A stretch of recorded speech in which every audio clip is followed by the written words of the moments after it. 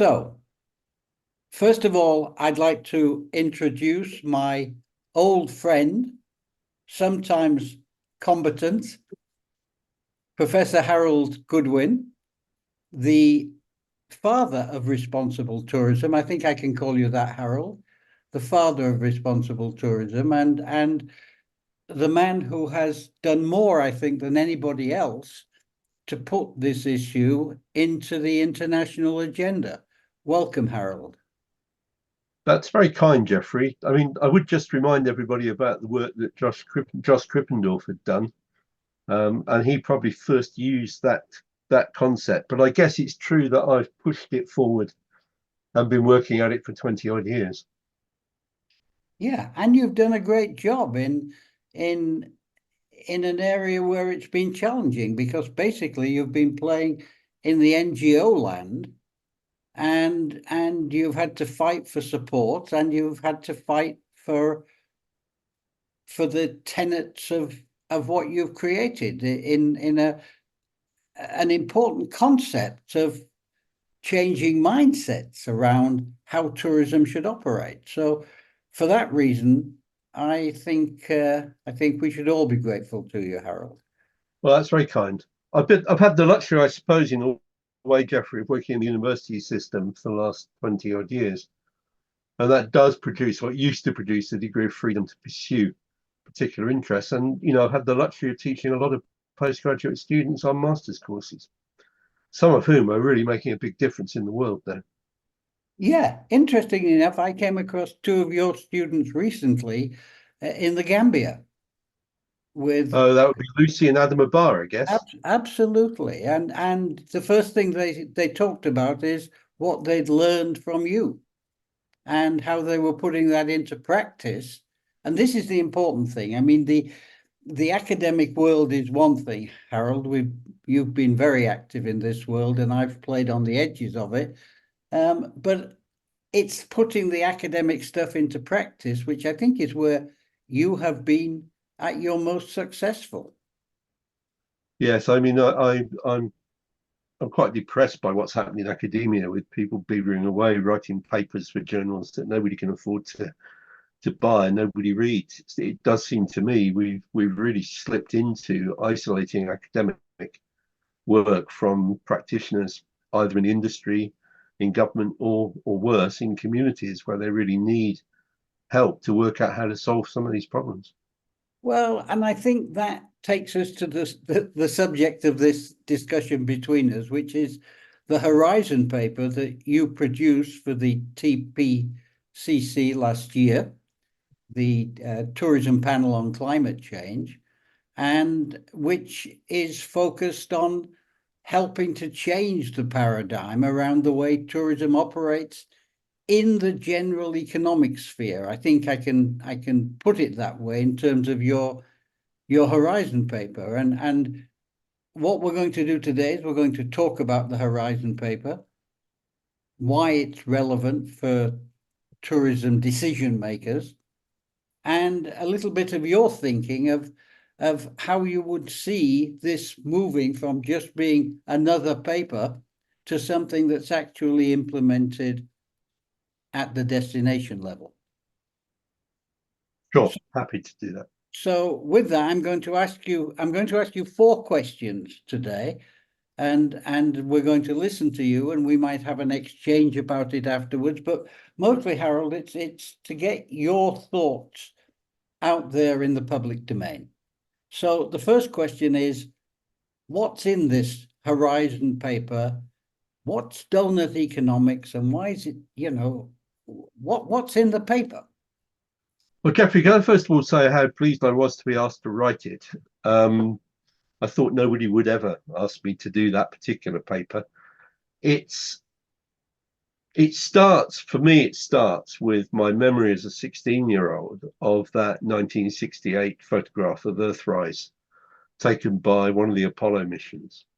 And we seem rather foolishly, I think, to have forgotten that. We are, after all, spaceship Earth. And that kind of language was quite common in the 60s and then in the early 70s.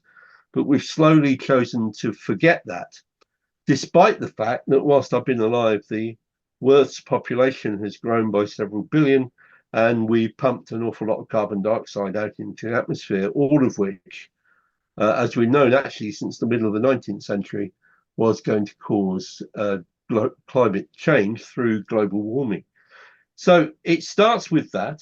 It then goes on to talk about why just mouthing words about sustainability and climate resilience really won't make the difference unless people take responsibility and change their behavior, abandon business as usual. Then we just continue. And Jeffrey, I am more pessimistic than you are because I look at the graph of carbon dioxide in the atmosphere and I don't see us denting that graph. It continues. And the carbon dioxide hangs around for a long time. There's an awful lot of climate change now embedded in the system. In part 3 of the book, of the paper rather, what I do is go through Kate Raworth's Don't Economics, looking at her 7 ways of rethinking economics for the 21st century and applying that to travel and tourism. And then in the final part, I look at what the implications are of that thinking. And basically what she's saying is that we live in a finite world, that we are in some areas already exceeding the ability of our planet to sustain the Earth's population. And that applies to travel and tourism as much as it does to any other sector. And just quickly, the point I'd want to make, Jeffrey, is that in 2015, when over-tourism shot to the front of the international agenda around the municipal elections in Barcelona, we were really the first sector to see the problems of the limited planet hit the industry hard. And Barcelona was one of the first to start to deal with over-tourism, but a lot of destinations are now addressing the problems of over-tourism. It's just one example of the problems of tourism in a finite world.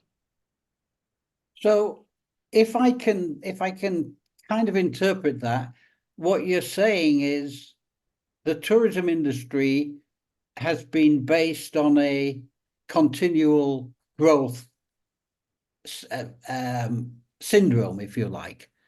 All of our data, all of our policy papers, it doesn't matter whether it comes from government or whether it comes from the industry, and we've been used to a time of continuing growth. And if I'm interpreting you correctly, you're suggesting in the Horizon paper that donut economics says you have to start looking at the boundaries, going back very much to the 1972 Club of Rome thinking that there are limits to a continuous growth scenario. Jeffrey, presumably, like me, you've got a copy of the 1972 Club of Rome report. And I discovered it. I was at university at the time doing international politics. You might have thought it would have come up in my university course, but of course it didn't. But it was on the front page of the Sunday Times. You may remember that, Jeffrey. So I wrote off and got sent a copy. And I read it and thought, this is just nonsense. The human species will never be that stupid. Guess what? We were. We paid no attention. And the forecasts which were made then, some work being done by the Sustainability Institute in Melbourne, which demonstrates that most of those forecasts turned out to be right. And it's the same with the IPCC forecasts. Most of those are turning out to be either an understatement or correct. So I think we've been really slow to see the issues that confront us, and we procrastinated for way too long. The reality now, you won't have seen this, Jeffrey, because I was slightly surprised to see it. Daily Telegraph yesterday, that radical left-wing newspaper, has an article about 7 ways that climate change will alter your holidays by 2050.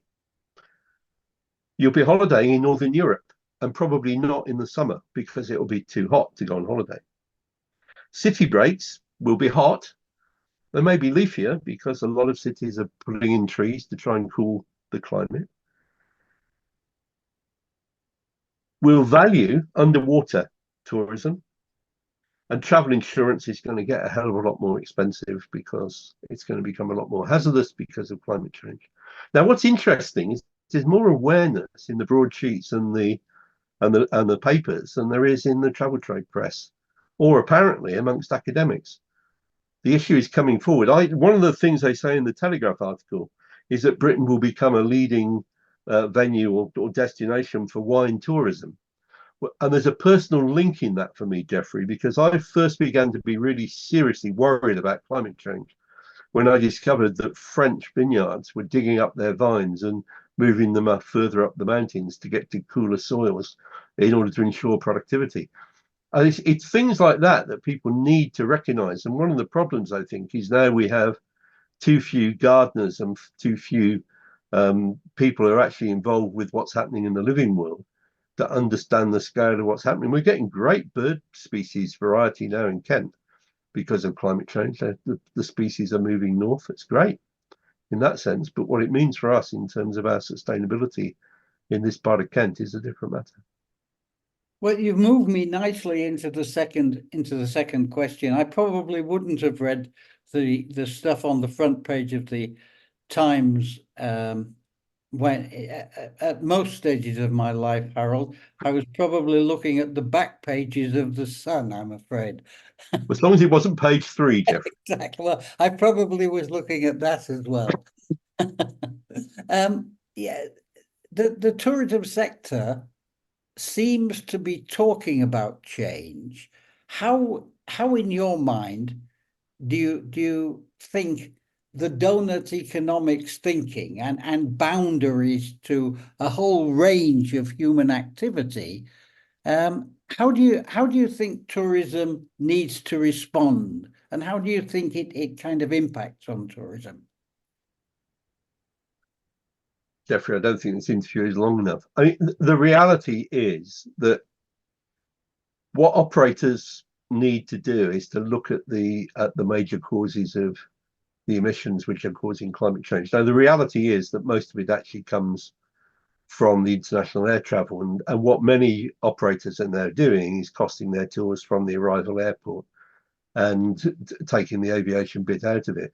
What was interesting for me was that when at WTM London this year, I put on a panel of largely engineers, and most of them female, from Airbus, from Rolls-Royce.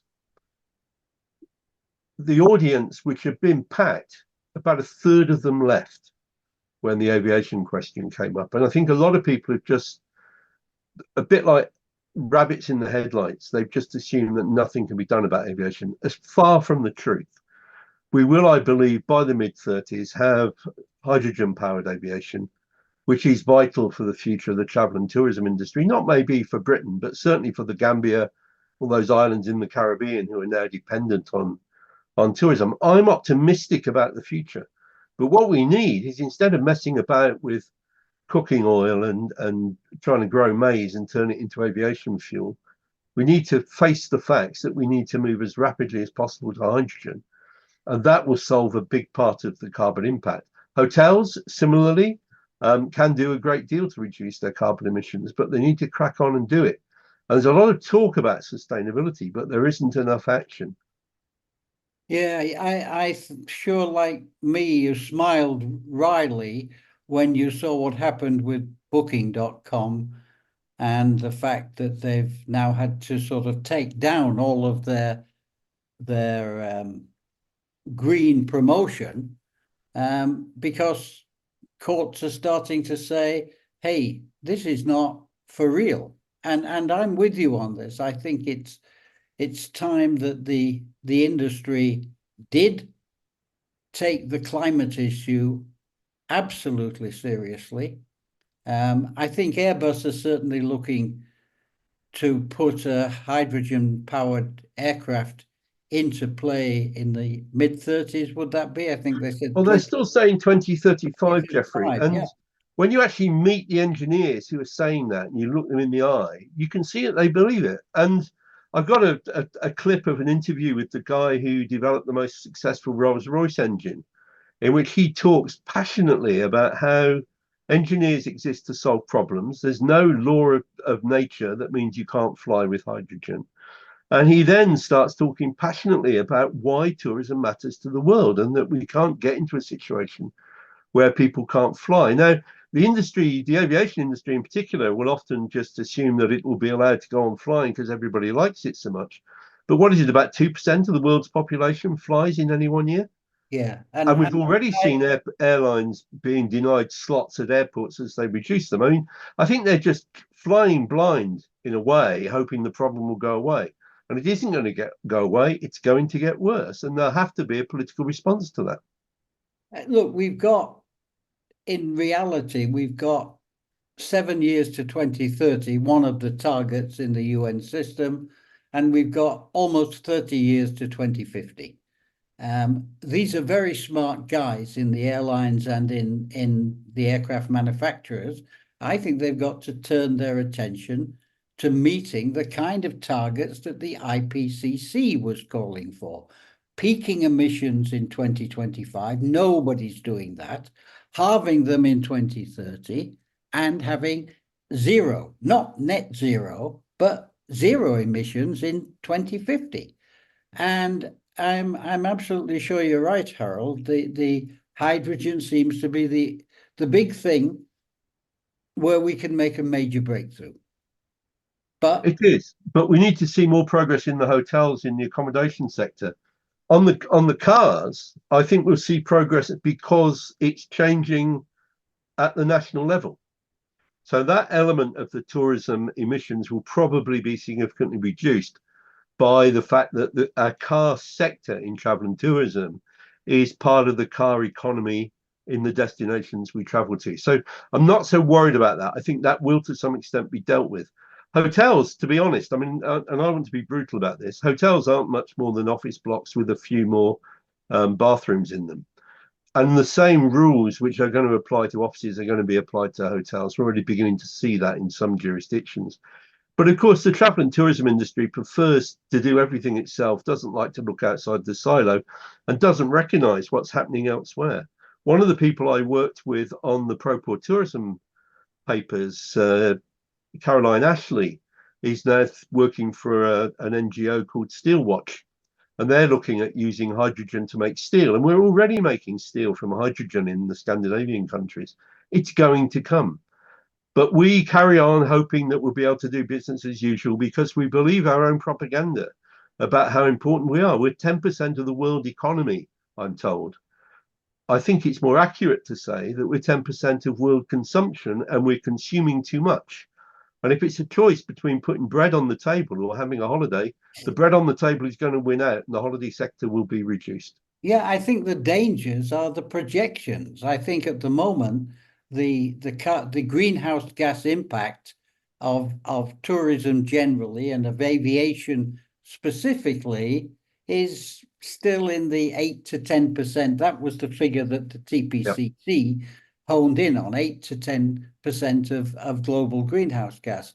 But on the projections, it's going to rise to something closer to 20% using current projections, maybe more. And seen the Jeffrey, sorry to interrupt, but okay, go on. Absolutely right. But the reason, sorry to interrupt, but the reason I wanted to interrupt is to say that that is in a significant part because in travel and tourism, we don't look at what's happening in other sectors. And in some other sectors, carbon emissions are really being reduced. China now has a train running on hydrogen. Aberdeen runs its buses on hydrogen.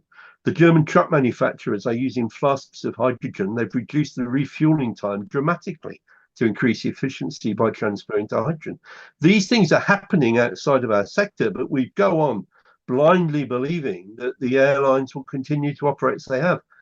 EasyJet, very sensibly, is working closely with Airbus and Rolls-Royce and a number of other engineering companies to develop hydrogen-based aviation. It's going to arrive mid-30s. Yeah, I think for too long, we've had this historical exception. Yes. Whether it's on taxation, whether it's on the fact that aviation is seen as a special sector, dealt with outside the general framework of the UNFCCC inside an aviation supportive framework, which is all a positive development, but we're coming up against a crunch period now. And I think you and I are both saying the same thing.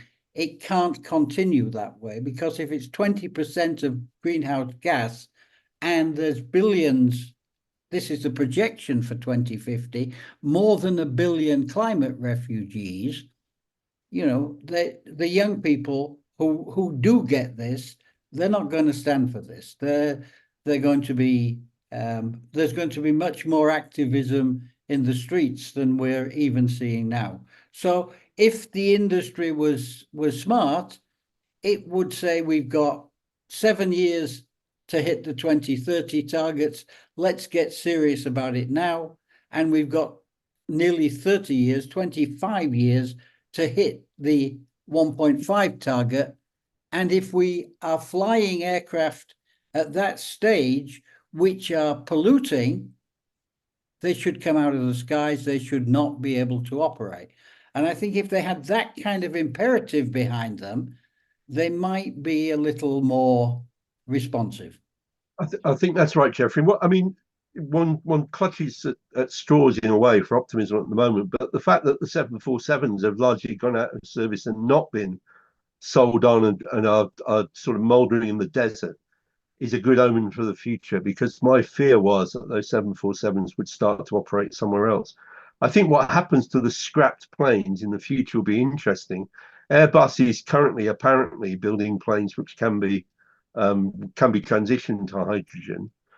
So they won't have the scale of problem that Boeing's got. But frankly, the way things are going for Boeing, you wonder if they'll still be in business. I just wanted to remind us, though, as well, Jeffrey, the big thing we don't talk about, which is the consequences of climate change for disease. So I live in Faversham in Kent, as you well know. I'm on the edge of the marsh. In the 30s, we had something called marsh fever, which is a kind of malaria, less serious than the kind you get in Africa, but nonetheless that.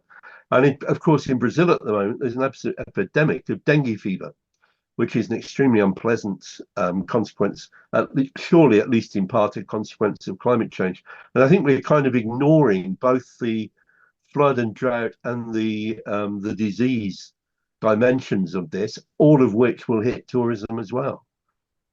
So you would see, and I would agree with you on that, Harold. I've read also that in the Siberian tundra, there's a great fear of releasing new kinds of viruses, which will have a similar effect to COVID.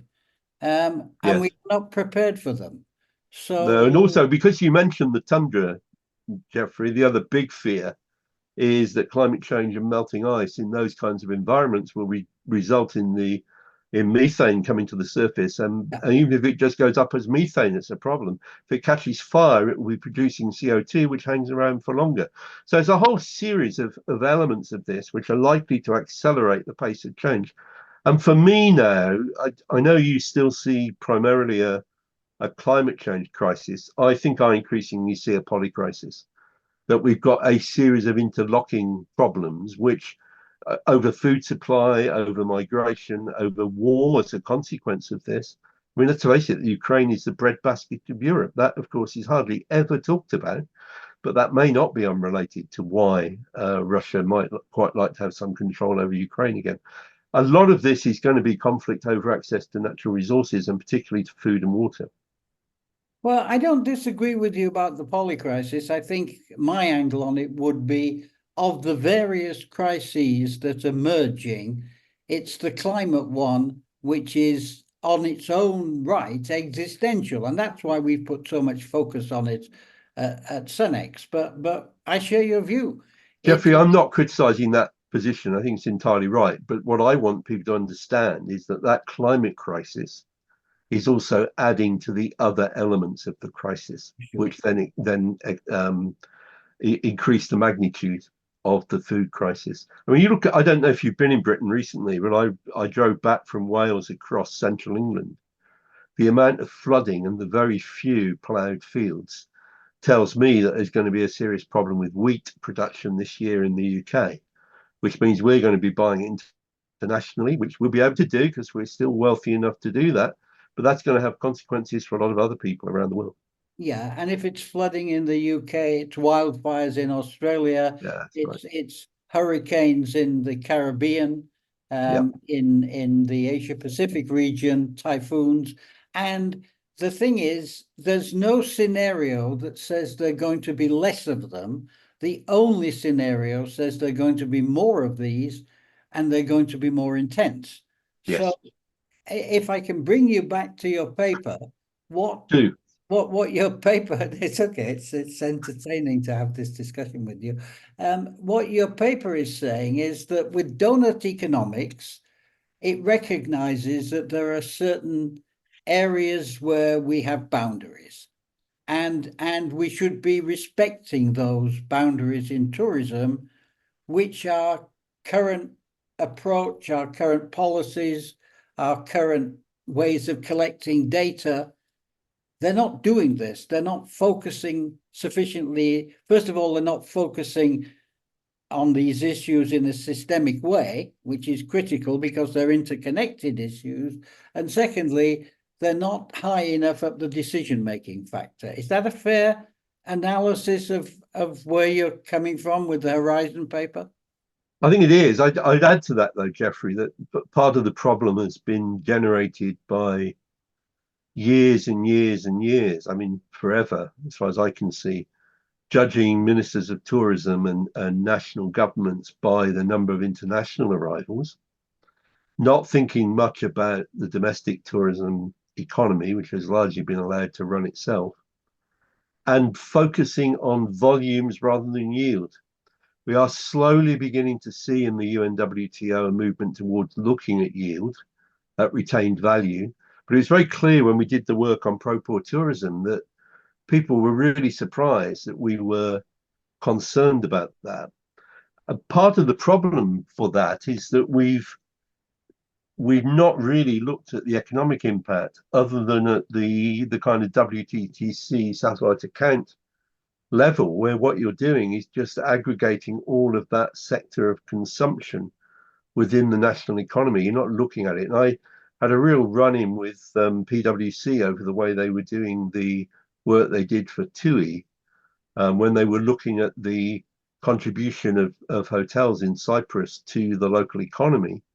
And they were doing it using input-output tables, which meant that if one particular hotel manager was working really hard at local sourcing, they still applied the same national input-output tables to what he was doing. So he got no benefit from it.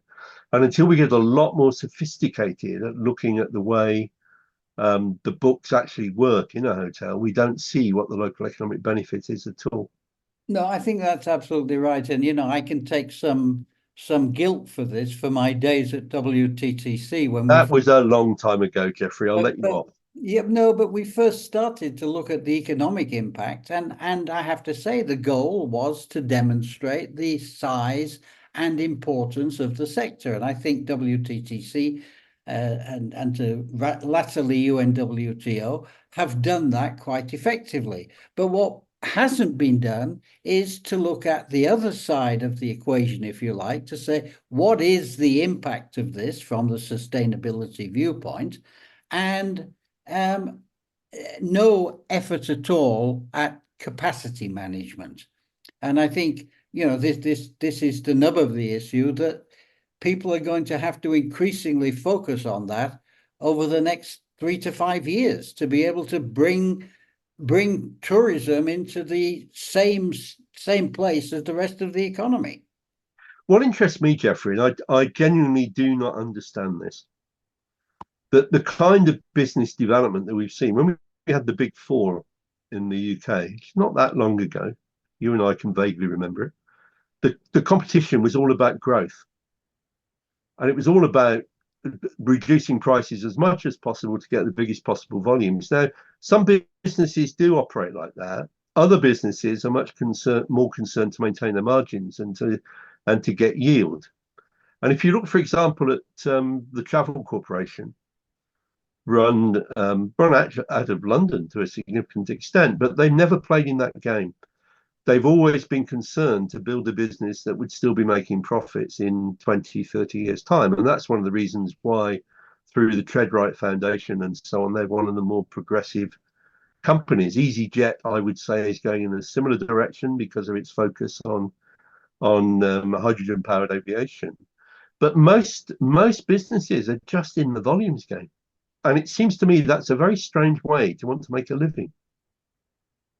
I think it's, there's this huge lag because the lobbying process has been successful over the last 10, 15 years. It is now recognized that tourism is a serious sector of the economy. And I think to the point of our exchange here, it can't stay that way unless it gets ahead of the curve on the climate crisis. And it's not ahead of the curve. It talks a good game, but the actual changes that need to be made are the kind of changes which are reflected in your Horizon paper. I'm sorry to bring you back to that, Harold, No, we must but come back to it, Jeffrey. I mean, I, part four I actually. do want to have your views on what's needed now. This is my last question to you, really, in a way. What does the travel and tourism sector have to do now to get into the mainstream of change which is required to deal with the climate crisis? And how can the Horizon paper that you've produced help them with this? Okay, well, there isn't time to go through all the things I've said in the Horizon paper, Jeffrey. People will be switching off. But basically, part four of that Horizon paper talks about each of the limits, as it were, the limits to sustainability, and suggests strategies that can be adopted to overcome them. What I would say is that that doesn't have to conflict with profitability. That actually driving down the environmental impacts of your business may also actually save you money, that local sourcing benefits the local economy, enriches the tourism experiences. And we've seen that done brilliantly in Kerala in particular. Mhm. India is an interesting example because at the national level, Modi has challenged the chefs in the five-star hotels to start making all their traditional dishes using millet. And the reason for that is that millet is remarkably both drought and flood resistant. So clearly in Modi's mind is the idea of moving over to using far more millet. Now that is leadership, that decision. And I've tasted a chocolate brownie made of millet, and I'm no expert on chocolate brownies, but it was a very enjoyable experience. So that's the one thing that can be done. The other thing, it seems to me, is to start thinking about increasing the quality of the experience for the tourists by giving them a more meaningful and more connected experience in the destination, and having them move around less so that they actually have more of an experience. I was in Florence recently. I must say I wouldn't have gone if I hadn't been there for business. But I was horrified to see the number of people who were just wandering around to get their trophy photograph of themselves alongside a particular internationally recognizable status symbol. And we seem to have gone with travel into the same area as fast fashion, where you just want to be seen wearing the latest craze thing without any appreciation of being in Venice. I'm not sure if some of those, being in Venice or Florence, I'm not sure if some of those people, if I'd asked them, would be sure what city they were in. They were moving through them so fast. And I think the industry needs to think really hard about whether it wants to go in that direction, particularly given what's happened with fast fashion in France, for example, where it's now being very significantly discouraged. And in the UK, something similar seems to be taking shape. I think the reality is that consumers, particularly young consumers, and I talk to Generation Z people, they see travel in a totally different way. They are not going to accept what my parents accepted, and they're not going to accept what I've accepted for much of my life. They're going to want something very different. And the businesses which are still here in 20 years will need to have made those changes. Harold, I think we've had a fair run through around your lifetime of advancing responsible tourism thinking and responsible tourism action. I think we've covered large parts of the Horizon paper that you produced for the TPCC. And I think actually the views that you and I have are not so far apart. I truly believe this, and I want to thank you for your time today. And I hope we can give a little bit of promotion to the Horizon paper as a result of this. So thank you very much. Well, maybe in a couple of years, Jeffrey, I should revise the Horizon paper and bring it more up to date, because by then, hopefully, there might be some more chinks of optimism around. Well, I hope I'm around for a couple of years, Harold. You will be, Jeffrey. I hope you are as well. Thanks a lot. It was Very very kind. good. Much appreciated. A pleasure. Take care. Bye-bye. Bye.